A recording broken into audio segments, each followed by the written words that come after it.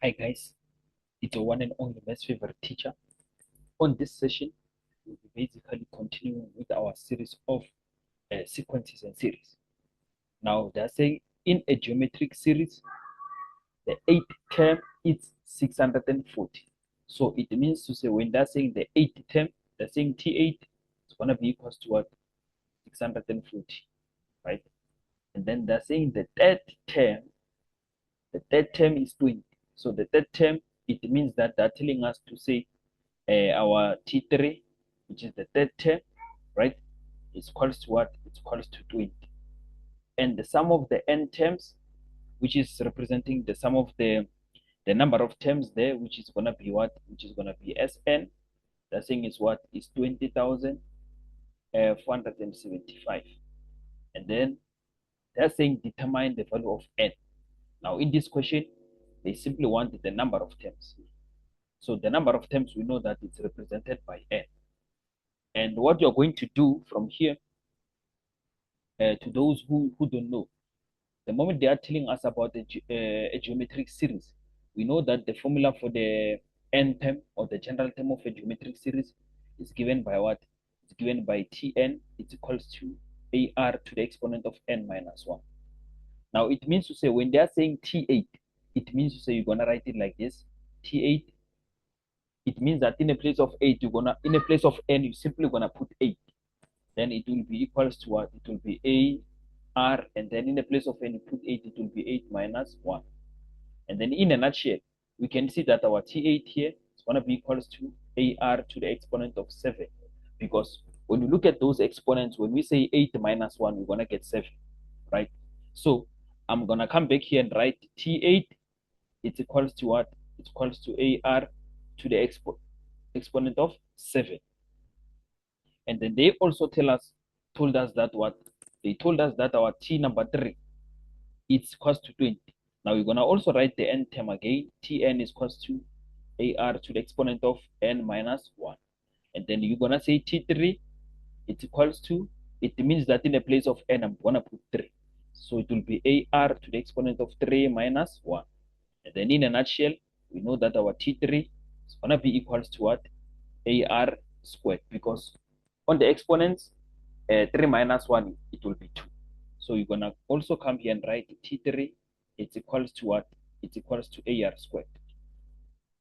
Now what you're going to do here, you can see that this part, let me show you. This part, T8, we know that it's equals to what? It's equals to 640. So let's write it. So you're gonna say T number 8, it's equals to 640. And then mind you, T number 8, it means that it's ar to the exponent of 7, right? So here, in a place of T number 8, it means to say, what are you going to put? You're going to put ar to the exponent of 7, it's equals to 640. Now that ar to the exponent of 7 is equals to 640, automatically it will become our equation number 1. So you're going to say equation number 1, right? And then you continue, you're going to say what? We know that our term number 3, which is T3, is equals to 20. They told us that it's 20. And then our T3, remember, it's ar squared. So we're going to write ar squared, right? It's equals to 20. So after you write ar squared is equals to 20, that one as well, it will be what? It will be your equation number 2. That will be your equation number 2. Now what I'm going to do from here, it means that I'm going to say what? I'm going to say equation number 1 and divide by what? I'm going to divide by equation number 2. So I'm going to say equation number 1 divided by equation number 2. So our equation number 1, you can see that we are having ar to the exponent of 7 is equals to 640. So you're going to write ar to the exponent of 7 is equals to 640. And then I'm going to divide by our equation number 2 there. We are having ar squared, right? And then our ar squared is what? Is 20. Now from here, after you writing this, you can see that a cancels a, and then you'll be left with r to the exponent of, that will be 7 minus 2, right? because on the exponent part, I'm gonna say you use law number 2 of the laws of exponent, right? So when you take 2 to the upside, it changes the sign to become negative.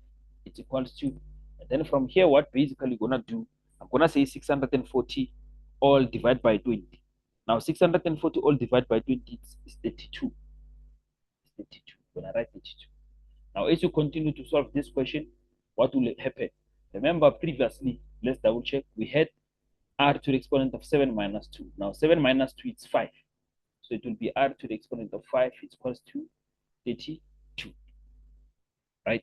So r to the exponent of 5 is equals to 32. And then with regards to this, we know that this is the same as us saying what? R to the exponent of 5 is equals to, now 32, you can write it as what? As 2 to the exponent of 5. So that would be 2 to the exponent of 5. That's like that, right? And then let's say when the exponents are the same, we equate the bases. It means to say, therefore, our common ratio, which is r, is going to be equals to what? Our common ratio is going to be equals to 2. Now, when you look at this question, they're saying determine n, right? And then for you to be able to determine n, it means to say we're going to say substitute the common ratio r into equation number 2. So let's write it there. So we're going to say substitute r is equals to 2 into equation number 2, right? Now, what are we having with regards to our equation number 2, if you remember? So our equation number 2, it was what? Our equation number 2, it was what? It was AR squared is equals to 20, right? And then we're going to say A. Now we are substituting the value of R that represents our common ratio being 2. So it will be 2. Then after that, what I'm going to do, I'm going to square it and say equals to what? Equals to 20. Now with regards to this, remember this can be written as A into 2 squared is going to be 4, right? It's equals to 20. Now when you write it properly, it will be 8 times 4. That will be 4A. It's equals to 20. Now as you continue with this, 4A is equals to 20. Now let's write it here. 4A it's equals to what? It's equals to 20. We want to solve for A. I'm going to divide both sides by 4. Why do I divide both sides by 4? Because math says what I do on my left hand side, I also do it on my right hand side, right? Okay, cool. Then 4 cancels 4. What are you left with? You're left with, therefore, the value of A is going to be equals to, now 20 over 4, it will be equals to what? It will be 5. So you're going to write 5 there. But remember this question, they said determine n. So they simply wanted the number of terms. Now we're going to use that formula for the sum of the number of terms, which is Sn, it's equals to A into r to the exponent of n minus 1 all over r minus 1, right? So we're going to use this one, because this one, our common ratio r is greater than 1.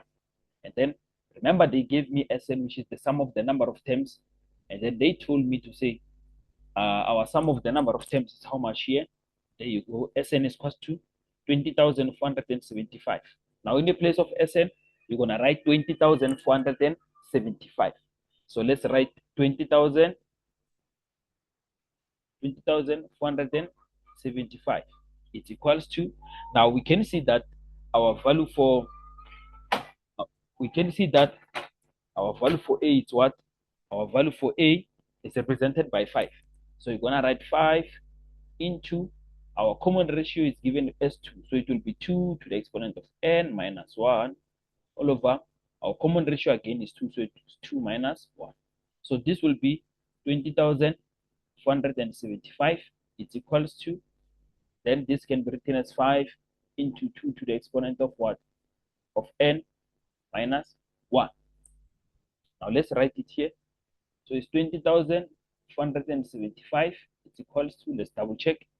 20,475 is equals to, then it's 5 into what? Into 2 to the exponent of n minus 1. So you'll say 2 to the exponent of n minus 1. Now before you solve for n, here the first thing, I'm going to divide both sides by 5. Because math says what I do on the left hand side, I also do it on the right hand side. Now 5 cancels 5. what basically are you left with? Here you are left with 2 to the exponent of n minus 1, right?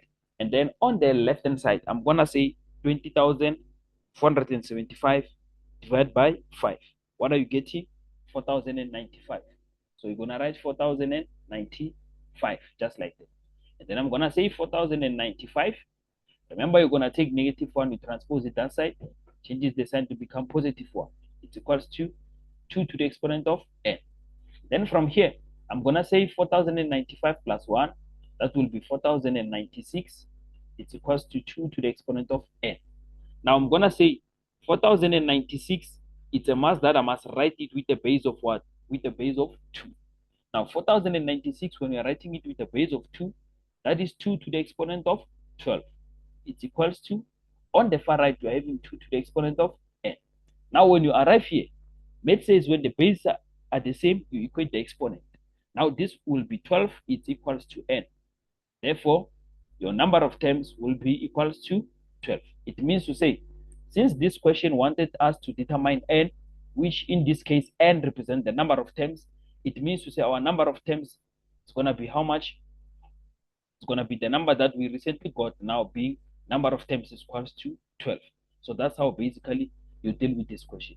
It's your one and only favorite maths teacher. Stay tuned for more.